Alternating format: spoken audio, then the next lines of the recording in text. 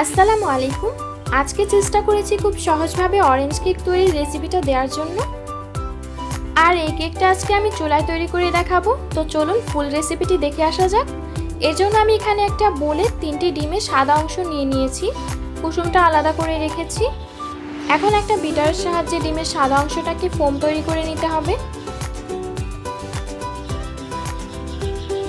এখানে আমি 3 থেকে 4 মিনিট বিট করে নিয়েছি। তো এরকম একটা ক্রিমি ফোম যখন তৈরি হবে তখন বিট করা বন্ধ করে দিচ্ছি। এখন এখানে দিচ্ছি আমি 1-2 কাপ চিনি, আর দিচ্ছি 1/4 কাপ তেল, 1 চা চামচের মতো দিচ্ছি ভ্যানিলা এসেন্স। এখন সবকিছু ভালো করে আবারও বিট করে নিচ্ছি।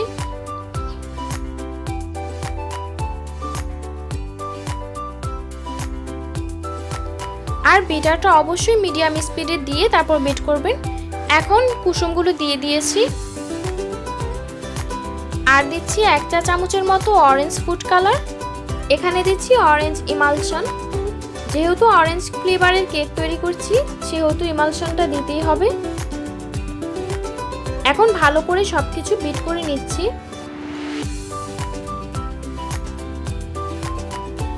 এখন আমি 4 থেকে 5 মিনিট বিট করে নিয়ে এরকম একটা কনসিস্টেন্সি তৈরি করে নিব। যখন এরকম ঠিক হয়ে আসবে ডিমের ম্যারাংটা, তখন বিট করা অফ করে দিচ্ছি।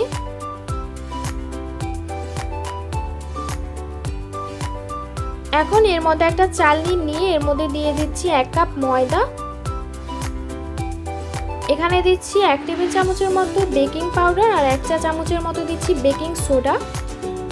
শুকনো উপকরণগুলো ভালো করে চেলে তারপর এটা দিতে হবে।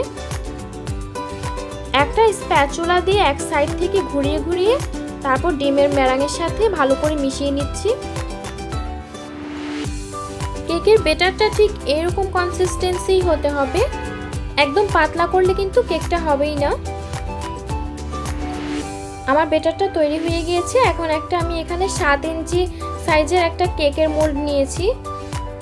অল্প একটু তেল ব্রাশ করে দিচ্ছি নিচের জায়গায়।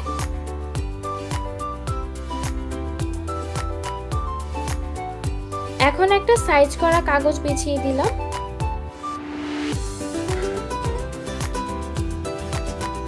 এবার কেকের ব্যাটারটা উপর থেকে ঢেলে দিচ্ছি। সম্পূর্ণ ব্যাটারটা ঢেলে তারপর একটা টুথপিক দিয়ে নেড়ে দিচ্ছি। ভিতরে বাবলস থাকলে সেটা বের হয়ে যাবে। আর একটু ট্যাপ করে দিচ্ছি। চুলায় এখানে একটা হাঁড়িতে স্ট্যান্ড বসিয়ে দিলাম। মোল্ডটা বসিয়ে দিয়ে এবার ঢাকনা দিয়ে দিব। আর ঢাকনায় কোনো ছিদ্র থাকলে সেটাকে অফ করে দিবেন। এখানে আমি কেকটা বেক করে নিয়েছি 40 মিনিট পর্যন্ত। তো এখন এসে দেখছি যে ভিতরটা হয়েছে কিনা। একটা টুথপিক দিয়ে চেক করে নিচ্ছি। আমার কেকটা হয়ে গিয়েছে। এখন নামিয়ে ফেলবো। কেকটা ঠান্ডা হওয়ার পর এখন একটা ছুরি দিয়ে সাইডটা কেটে নিয়ে তারপর কেকটা মোল্ড আউট করে নিব।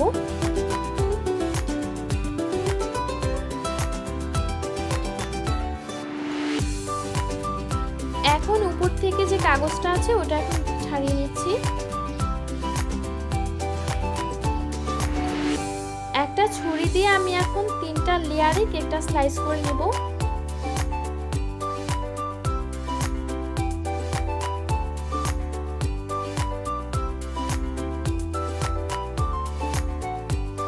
আর দেখতেই পাচ্ছেন কেকটা কতটা সফট হয়েছে।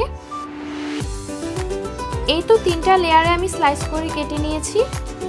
এবার এটা ডেকোরেশনের পালা। এর জন্য এখানে একটা বোলে আমি হুইপড ক্রিম দিয়ে দিচ্ছি। এখানে 1 কাপের থেকে বেশি হবে। এখন একটা বিটারের সাহায্যে ভালো করে বিট করে নিচ্ছি। ক্রিমের কনসিস্টেন্সি হওয়া পর্যন্ত বিট করে নিচ্ছি। এখন এর মধ্যে দিয়ে দিলাম অরেঞ্জ ইমালশন। এটা দিয়েও ভালো করে বিট করে নিচ্ছি। আর ততক্ষণ বিট করবেন যতক্ষণ না ক্রিমের কনসিস্টেন্সি আসে।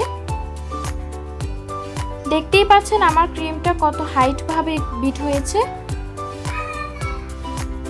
এই অবস্থায় বুঝতে হবে যে ক্রিমটা তৈরি হয়ে গিয়েছে। এখন একটা টার্ন টেবিলের উপর একটা কেক বোর্ড বসিয়ে দিলাম। বোর্ডে একটু ক্রিম লাগিয়ে নিচ্ছি।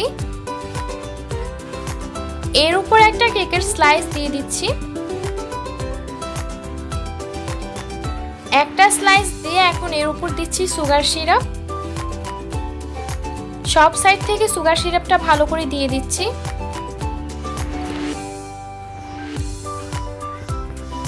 এবার এর উপর দিয়ে দিচ্ছি ক্রিম। ক্রিমটা দিয়ে তারপর পাশটা ঘুরিয়ে সমান করে নিচ্ছি। নিচ থেকে কয়েকটা কাগজ দিয়ে দিচ্ছি, কারণ ডিজাইন করার পর নিচে বোর্ডে পড়তে পারে। এর উপর কেকের আরেকটা স্লাইস দিয়ে তারপর সুগার সিরাপ আবার দিয়ে দিচ্ছি। আবারও ক্রিম দিয়ে দিচ্ছি উপর থেকে, ক্রিমটা দিয়ে তারপর সমান করে নিচ্ছি।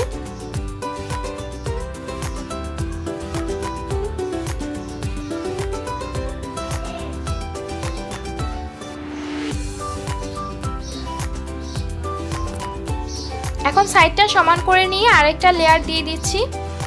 এবারে সুগার সিরাপ দিয়ে তারপর ক্রিমটা দিয়ে দিলাম।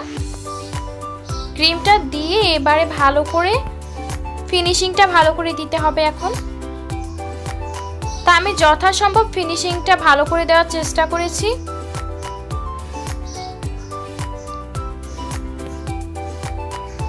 এখন একটা নজেলের সাহায্যে কিছু ফুল এঁকে নিচ্ছি। আমি এখানে 2D নজেল ইউজ করেছি।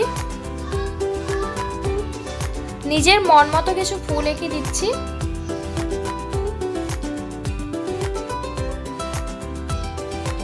মাঝ বরাবর দিয়ে দিচ্ছি পাইপিং জেল।